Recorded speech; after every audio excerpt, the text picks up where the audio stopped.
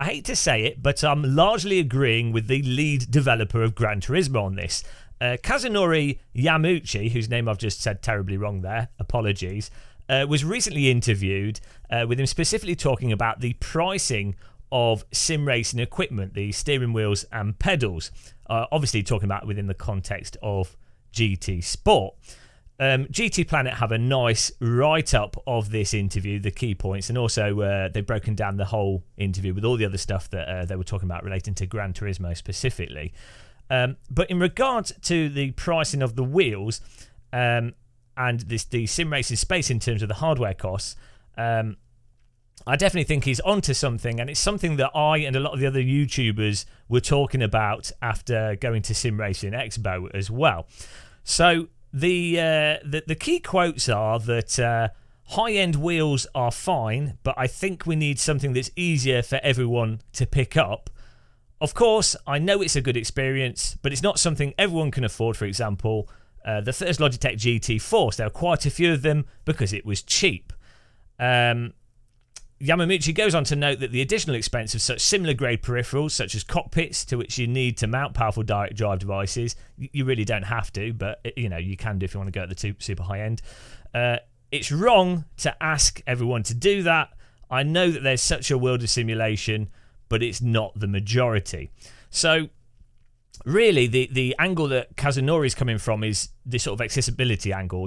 He wants as many people to be able to enjoy racing games and simulators as possible. Hence, probably why he's into Gran Turismo, developing Gran Turismo on the games consoles. It's going to be the widest market. Now, you can understand why the industry has gone predominantly in the more expensive direct drive plus £500 direction, in terms of that's where most of the products that have come out over the last 5 years have aimed for. The reason why they've done that is obviously there's much larger profit margins for the more expensive products. Also, there's a really big risk for producing cheaper force feedback steering wheels and a huge amount of R&D complexity.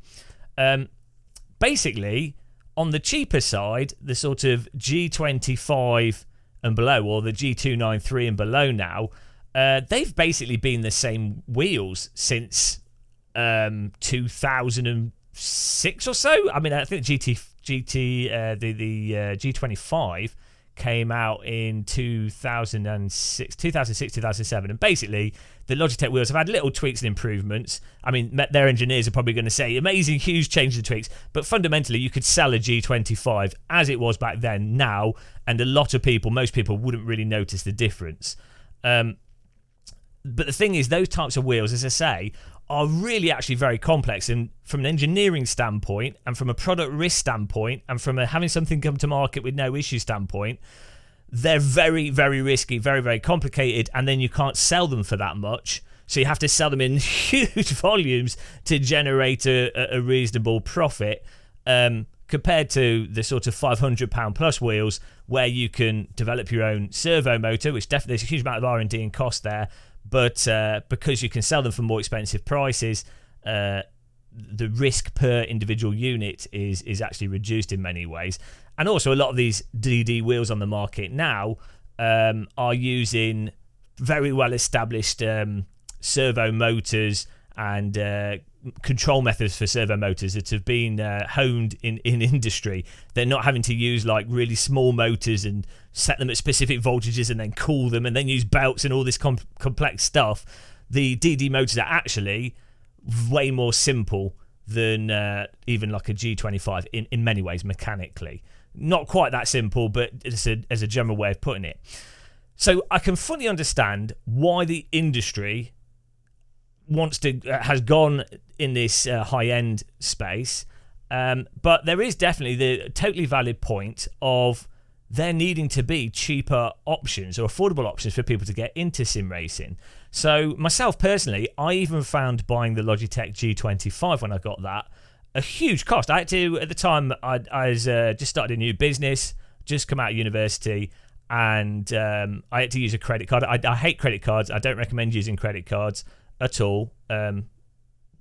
There's very minute situations where I do recommend them, but 99% of the time don't like using them. So for me to have to use a credit card was like, just to get a G25, and it was a huge risk at the time.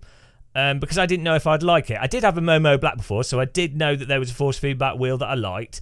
And I had played Live for Speed, R Factor 1, GT Evolution, Richard Burns Rally. So I knew there were games that I really wanted to play, and I knew the G25 would upgrade that play experience. So I knew, it wasn't really that risky. But still, it was a huge thing. So there's that real, even for something that cost £150, there's a real block for people that are under the age of 25, say, and don't have disposable income, for them to be able to get into it.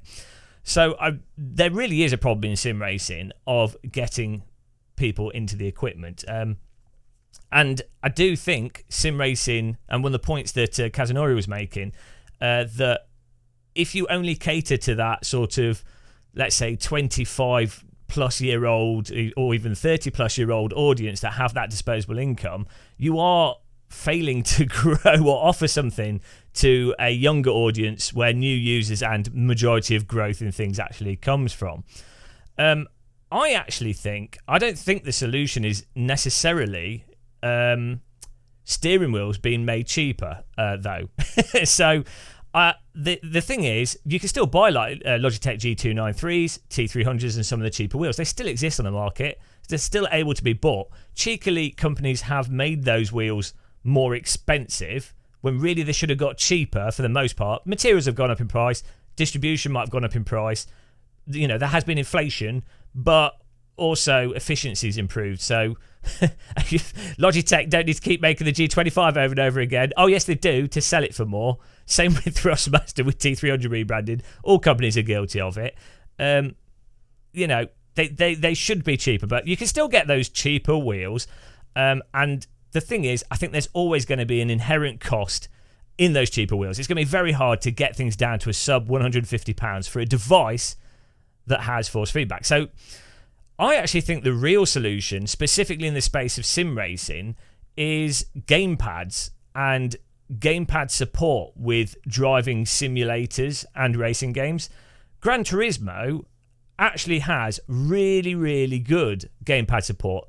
Though I hate the ergonomics of the PlayStation 5 controller myself, the actual haptic vibration, it's sort of like a... I don't think it uses piezoelectric motors, but it uses the same haptic controller that was actually in the Nintendo Switch. Really good high-detailed vibration.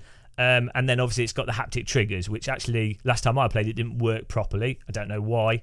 Well, they didn't work in a way that was conducive to being particularly useful, but the potential there with the PlayStation 5 controller, and in general the actual controller input, is really good. I think Forza actually do a really good job with the Xbox controller as well. The old Forza games had really good rumble on the triggers, and you could drive the cars really nicely with a gamepad. So much so, actually, in the old Forza games, or the few-year-old Forza games, you're probably better playing with a gamepad than a wheel. So I would say that actually, as I say, the solution to cost and getting people into things is driving simulators, really making sure they have solid gamepad support. And that is the thing that's really lacking. And I think gamepads are the perfect entry into sim racing. You can get a lot out of sim racing, the online multiplayer. You can learn your racecraft, your car handling, general approach, being smooth on the inputs. You can do so much with a gamepad. And then once you know you're hooked into it, and you like the sort of environment of cars and racing games, you can then someone can go, I'll get a first sim, like a G25. I'll spend that extra money, and they'll know it's not going to be a waste because they already know that they're into driving games. They just want to make it even better and even richer. That is actually the route I took. I started off with well, it's kind of weird. I used a Sidewinder wheel years ago and then joysticks on the Atari, but when I got into driving games properly, basically I'd got an Xbox controller, the first one for the Xbox 360 controller, and so not the first one.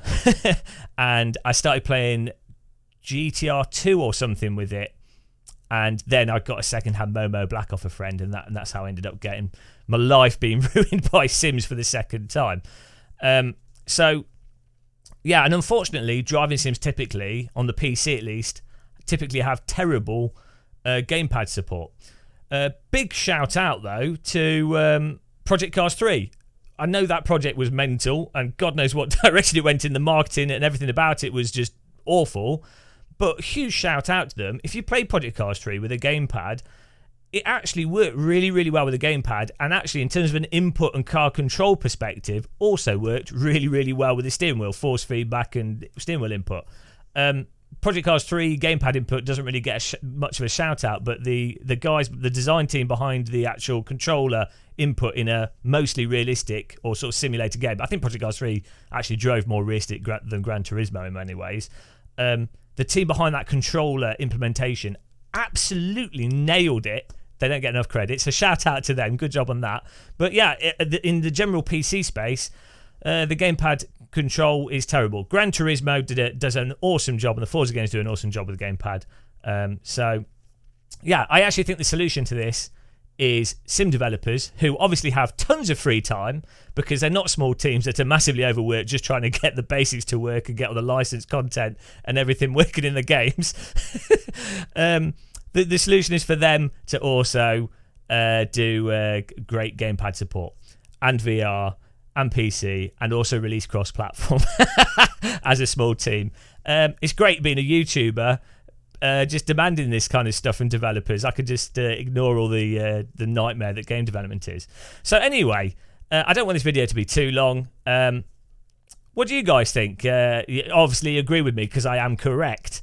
I mostly agree with Kazunori. As I say, but I do think Kaz is a little bit guilty because PlayStation 5, well, the platform itself isn't the most accessible. You have to pay £6 a month. It's like £85 a year to access the multiplayer.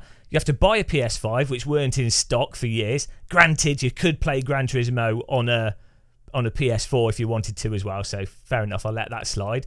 But then Gran Turismo itself as a game, Gran Turismo Sport was awesome. I think the older Gran Turismo games, absolutely fantastic. But the newer Gran Turismo 7 is actually in many ways less accessible, a bit of a mess to get into, and then it has all this like weird DLC stuff. So, he's throwing stones at sim racing. Granted, he just wants it to be better and more accessible. But throw stones at Sony, mate. But there you go, guys. I'm sure people will let us know what you think in the comments, or I don't know. I'm sure you'll say very delightful stuff. Most of you will, obviously. But till the next one, if you enjoyed this, like, subscribe, all that lark. Drink lots of tea. We have Game of Muscle mugs in the merch store if you'd like to drink. This isn't actually the mug, so this isn't the mug you'll be getting. This is the test mug with small logos. We've got one with larger logos because this looks terrible. This is my development process. Forget DD Wheels. It's Game of Muscle mug industry. We've got them available in the merch store. There's a link when we live stream. You can see it. I'll just pimp him a merch store. Bloody hell, it's like Lana's Tech Tips over here. Until the next one, guys. Take care. Happy tea drinking. And goodbye.